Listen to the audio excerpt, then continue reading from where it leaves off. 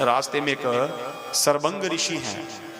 सरबंग ऋषि, उनके बारे में गोस्वामी तुलसी बाबा कहते हैं, भगवान शंकर कहते हैं, उन्होंने अपने जीवन में इतना जप तप किया, इतना जप तप किया कि उनको लेने के लिए साक्षात वैकुंठ से एक जहाज आया।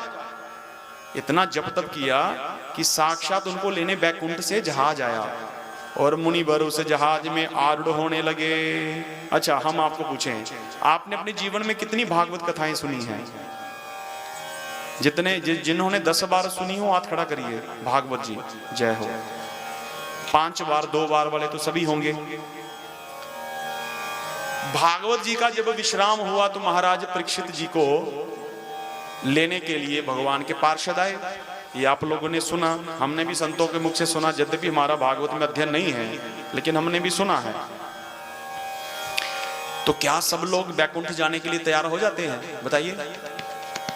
अच्छा, आप लोगों ने यहाँ पे मानस की कथा सुनने के लिए आए हैं, तो मानस का फल भी यही है कि जब कथा विश्राम हो, जो बड़े भाव से सुने भैया, उसको वैकुंठ में ले जाने के लिए प्रभु का विमान आ जाएगा।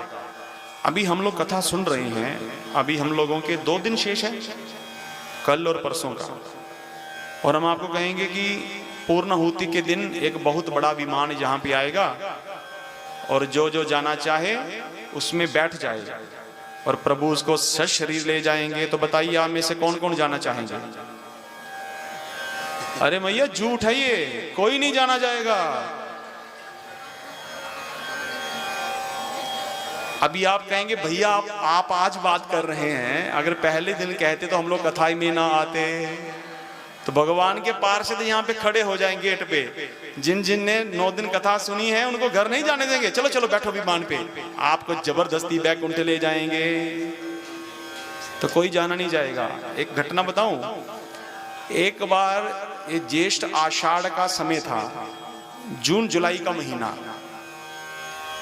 एक जगह पे एक संत भ्रमण करते करते एक दुकान पे आए और वहां पे कोल्लू था। क्या था? कोल्लू। और कोल्लू के आगे लगा था बैल। अब वो संत कहने लगे जाएं उस दुकान में, और वहां पे एक सेठ बैठा हुआ, और सेठ ने महाराज संत का बड़ा सत्कार किया। आइए प्रभु आइए, बैठिए बैठिए। और बतावें, गर्मी में जो बंदा तप रहा हो उसको शीतल जल मिल जाए, शक्कर मिल जाए तो कितना आनंद बनता है। अब संतों ने जब ही जल पिया, शक्कर खाई, तो संतों का हृदय बड़ा शांत हुआ, शीतल हो गया। बोले देख सेठ, मेरे में इतना बल है, योग बल, कि मैं तुझको सशरीर वैकुंठ ले चलता हूं। सशरीर, मरने की भी जरूरत नहीं है। बोल चलेगा? सेठ बोला प्रभु बड़ी कृपा है, आप आए हैं, वैकुंठ ले जाने की बात कर रहे हैं, बड़ा धन्यवाद है, लेकिन बात ऐसी है बाबा, अभी ये मेरा बच्चा 5-6 साल का है, इसको छोड़ करके वैकुंठ चला जाऊंगा तो ये पीछे से इनका गुजारा कैसे होगा, ये भूखे मर जाएंगे। तो कृपा करिए, फिर कभी वैकुंठ के बारे में सोचेंगे। अब बाबा चले गए। अभी 1.5-2 साल के बाद पुनः बाबा आए, और आकर के जब ही दुकान पे देखा है तो वो सेठ नहीं था, सेठ का बच्चा बैठा हुआ था, जो पहले 11-12 साल का तो 14-15 साल का हो गया। बोले मैं आपके पिताजी के समय पर यहाँ पर आता हूँ। बैठिए बाबा, विराजिए। विराजना कि आपके पिताजी कहाँ हैं? बोले बाबा उनको हार्ट अटैक आया और वो इस दुनिया से चले गए।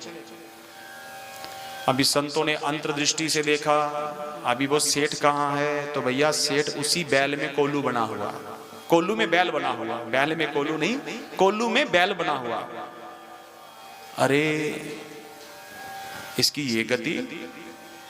जाकर के उसके कान में कहा, रे सुन, मनुष्य शरीर में था तो तू वैकुंठ नहीं गया, अब तू इस शरीर में चाहे तो तुझे वैकुंठ ले चलता हूं, बोल चलेगा? अभी वो बैल कह रहा है बाबा बात ऐसी है, वैकुंठ जाने की तो बात बड़ी अच्छी है, लेकिन बोले तो? बोलते महाराज ये मेरा बच्चा भी छोटा है। अरे तू तो बैल बन गया, तेरा तो कोई संबंध रहा ही नहीं। बोलते नहीं बाबा, और कोई बैल लगेगा, काम कम करेगा, खाएगा ज्यादा, तो घाटा तो मेरे बच्चे को ही पड़ेगा। तो मैं खाता भी कम हूं और भाग भाग के काम करता हूं। दिन भर में जो दूसरा बैल 1 क्विंटल सरसों से तेल निकालता है, मैं 2 क्विंटल निकालता हूं, भाग भाग के काम करता हूं, कहीं मेरे बच्चे को घाटा ना पड़ जाए। जयराम जी की। अब भैया बाबा पुनः 3-4 साल बाद आए, बच्चे ने पहचाना, बिठाया, जल पिलाया, बाबा बड़ी कृपा करी आप आए हैं। अब बाबा देख रहे हैं बैल, अभी बैल वो है ही नहीं। पहले तो लगा था भैया सफेद रंग का, अब लग गया डार्क ब्राउन कलर का बैल, कॉफी कलर का। अभी पूछा बच्चे वो जो बैल था तुम्हारा पहला वो कहाँ गया? बोले बाबा खाता बड़ा कम था, हम लोग खूब ठूस ठूस के आगे बढ़िया बढ़िया चीज रखते, मुंह ही नहीं करता था, तो काम बहुत करता था। बड़े डॉक्टर्स को दिखाया, लीवर टॉनिक पिलाए, लेकिन इसकी भूख बढ़ी नहीं। तो बाबा फिर जो काम ज्यादा करेगा, खाएगा कम, तो वो कितनी देर जिएगा? वो मर गया। मर गया, हाँ। अब बाबा देखे वो अब कहाँ पे है जीव, देखा तो भैया वो कुत्ता बना हुआ, और कहाँ पे? उसी घर पे। बोले बेटा ऐसी बात है, अब चाय पानी पिएंगे तो तुम्हारे घर जाके पिएंगे। चले गए। अभी चाय पानी तो बहाना था, बाबा तो उससे मिलना चाहते थे, उस जीव से। अब गए, अब कुत्ते को पुचकार करके बुलाया साइड पे, बोले बताइए भैया कुछ बुद्धि में पड़ा कि नहीं पड़ा? बोलते बाबा बात ऐसी है, एक बार कृपा और कर दो, एक बार मुझे और छोड़ दो। अरे कुत्ता बन गया तो? बाबा बात ऐसी है, आजकल बहु बेटियां गहना बहुत पहनती हैं, कहीं बाजार मार्केट में जाएं तो कोई चेन छीन ले भैया, कोई कानों की बाली उतार ले, तो तू क्या करता है? बाबा मैं साथ में ही चला जाता हूं और बिल्कुल इनको ले जाता हूं, वापस ले आता हूं। अरे कमाल है, मजाल है किसी की जो इनकी तरफ देख भी जाए, क्योंकि अगर इनका कोई गहना चोरी हो गया ये तो रो करके दिखा देंगी, नुकसान तो मेरे बच्चे का होगा। तो फिर बाबा अगली बार देखेंगे। अब अगली बार क्या, वो कुत्ता मर गया। अगली बार बाबा पुनः आए, अब देखा कुत्ता है ही नहीं। बोलते बाबा कुत्ता कहाँ गया? बच्चों को पूछा, बोलते बाबा घर से निकलते ही साथ में, घर से निकलते ही बाहर, अंदर बाहर, अंदर बाहर। तो अब गाड़ी के नीचे आ गया, कुत्ता मर गया। अभी घर वालों को कोई फर्क नहीं पड़ा, बैल हुआ तो मर गया तो फर्क नहीं, कुत्ता बना मर गया तो फर्क नहीं। अब बाबा देख रहे वो जीव है कहां पे? देखा तो भैया नाली का कीड़ा बना हुआ, और कीड़ा भी उसी घर की नाली के सामने जो नाली थी, उस नाली में बाबा ने जो तिनके से उठाया और कहा बेटा अब कुछ अकल ठिकाने आई। बैल बना, बैल से कुत्ता बना, कुत्ते से कीड़ा बन गया, और अब चले बैकुंठ में। बोलते बाबा मुझे एक बात समझ नहीं आई। क्या? बेशर्म तो मैं भी बहुत बड़ा हूं, लेकिन कम मुझे आप भी नहीं लग रहे हैं। इस पूरी धरती पे केवल मैं ही रह गया हूं बैकुंठ जाने के लिए। हाँ, अरे किसी और को ले जाओ, जिसकी इच्छा हो उसको ले जाओ।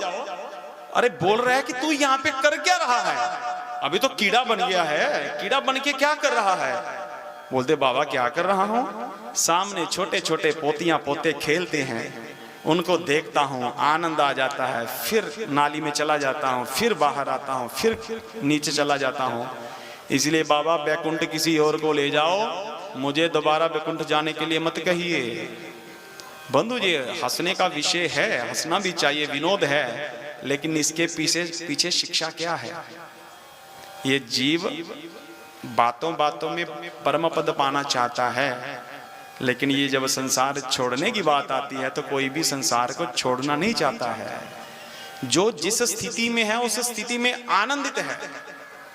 अब मैया का कोई 100 साल की हो जाए तो उसको बोले मैया तेरे को अभी ये कुछ हो जाए, तो मैया उसको भैया इतनी मोटी मोटी गाली निकालेगी। मरना कोई नहीं चाहता है,